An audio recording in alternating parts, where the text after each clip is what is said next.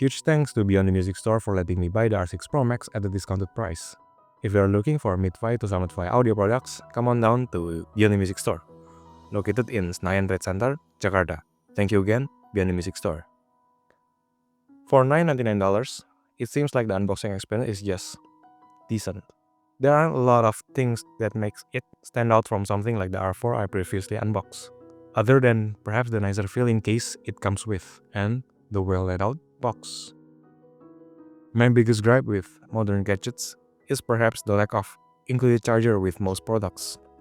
It is rather unfortunate that the R6 Pro Max does not come regularly with a charger to utilize the fast charging feature, although you do get an option to add a charger for a few dollars more. Included is the previously mentioned case. Perhaps a few notes I have on them is that I wish every side of the R6 Pro Max is covered, and I would like it to be color-coded to the Pro Max color variant we choose. The design is very sleek.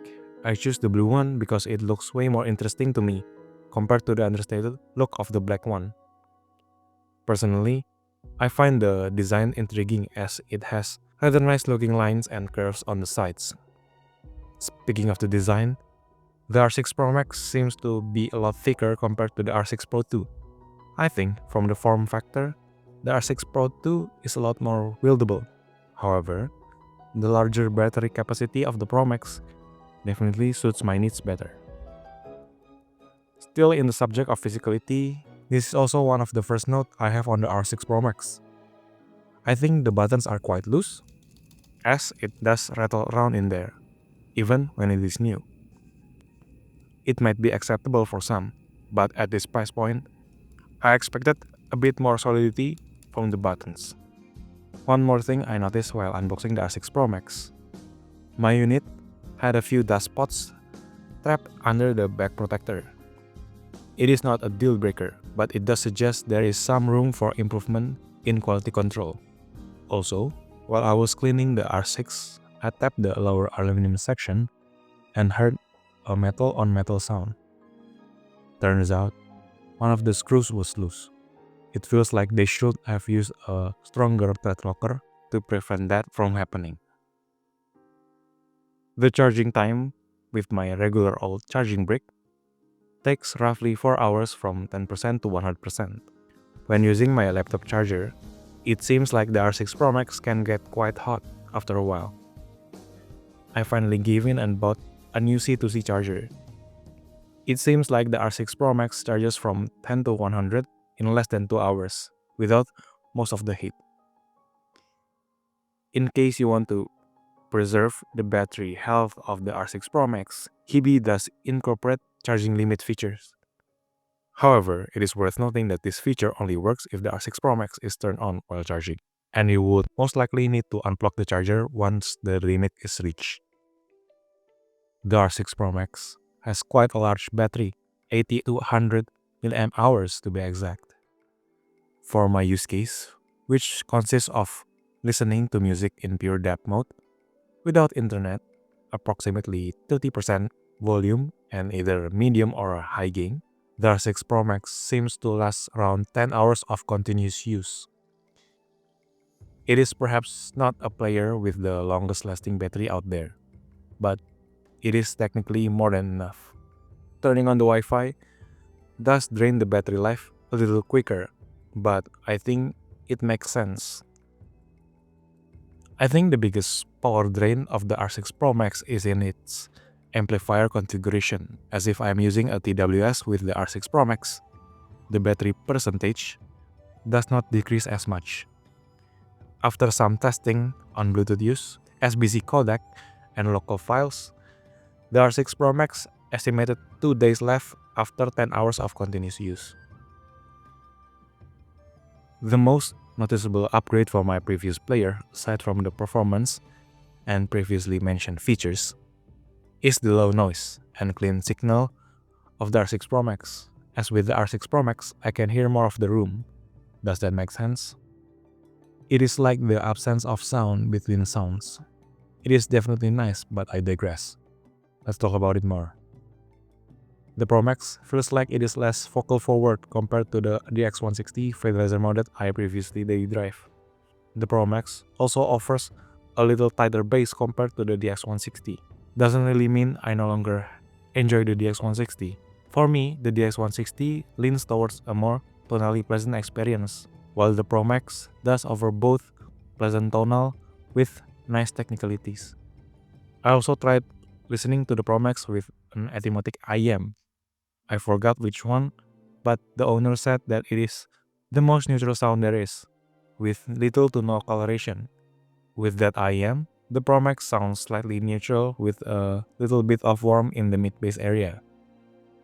As previously teased, the Pro Max has a very good technical presentation, as it offers an amazing depth and precise imaging. The background is also very dark in songs with quiet parts. This is perhaps the most impressive thing about the Pro Max for me. On the other hand, you might also consider the regular R6 III, which is half the price of the R6 Pro Max. I cannot really talk a lot about the battery and the user experience side of things, but what I can talk about is the sound impression given by the Pro Max compared to the R6 III 2025. Perhaps do take this with a huge grain of salt, as the testing methodology might not be perfect and your result could definitely vary. The R6 Pro Max has a little more warmth in the mid-bass region, and the notes also feels a little more defined in the R6 Pro Max compared to the R6 III 2025. In the technical department, the R6 III slightly lacks in height and sense of layering. The vocals does stand out from the others, but it is still a different experience with the R6 Pro Max. Overall, the R6 III 2025 is still quite nice and clean sounding for half the price of the R6 Pro Max. Back to a more even playing field, this one slips under the radar. This is perhaps one of the considerations when I was going for the R6 Pro Max. Unfortunately, the demo unit wasn't available in Beyond the Music Store at the time of purchase. The Onix XM5 Overture is priced around the same price as the R6 Pro Max. By specs, the XM5 stomps the Pro Max in the power department, and it does show, as I didn't lower the volume enough when I was demoing the XM5, and I got quite surprised by the loud sound it produced. As for the sound impression, the Overture and the Pro Max somewhat sound similar. With that, warmth in the mid-bass area and a little more accentuation in the upper mids lower treble area for the Overture. As for the technical side of things, the R6 Pro Max might have a tiny bit better layering, depth, and have slightly better notes definition compared to the XM5. I think I prefer both the technical presentation and the tonality of the R6 Pro Max over the XM5. But in terms of power output, I think if you are going to pair the XM5 with more demanding IEMs or full-size headphones, the XM5 would be a better choice. I think that is quite enough for the comparison. I would honestly be grateful to be able to compare the Pro Max to perhaps the Canon Ultra, as they have quite similar specs. But maybe one day. Back to the non-audio side of things, the display of the R6 Pro Max looks to be a good display with a rather nice size.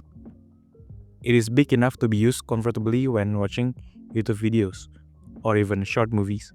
That said, the contrast does feel a little bit lacking, most likely due to it being an LCD panel instead of OLED.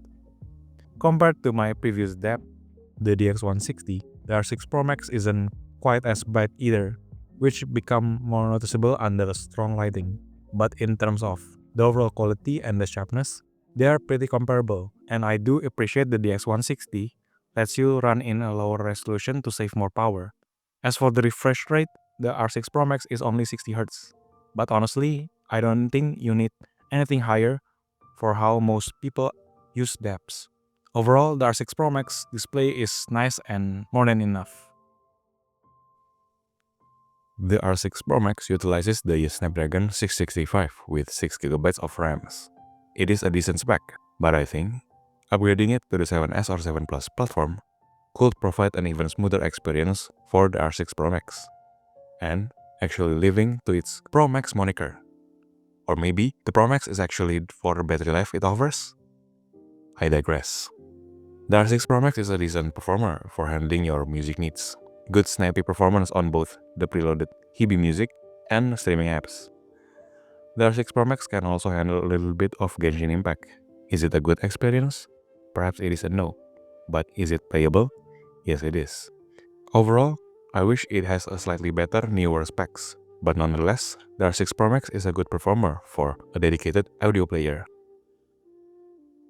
The R6 Pro Max offers an exceptionally clean sound with excellent depth, precise imaging, and slightly accentuated mid-bass. Battery life is around 10 hours from a full charge, with 27 to 30% listening volume and mid-gain settings. Fast charging is supported up to 40 watts if you buy the charger separately. With a fast charger, the R6 Pro Max fills up under 2 hours. In terms of power output, the R6 Pro Max might not be the most powerful in the spec sheet, but I think the sound department of the R6 Pro Max is no doubt a strong contender in the $999 price range. Regarding the non-audio performance, the R6 Pro Max offers a smooth user experience for most use cases, but I think going with a newer SoC would be a welcome bonus. Build quality is mostly solid with a sleek design, but the buttons feels a bit loose, and my unit had some dust trapped under the screen protector, indicating room for build quality and quality control improvements.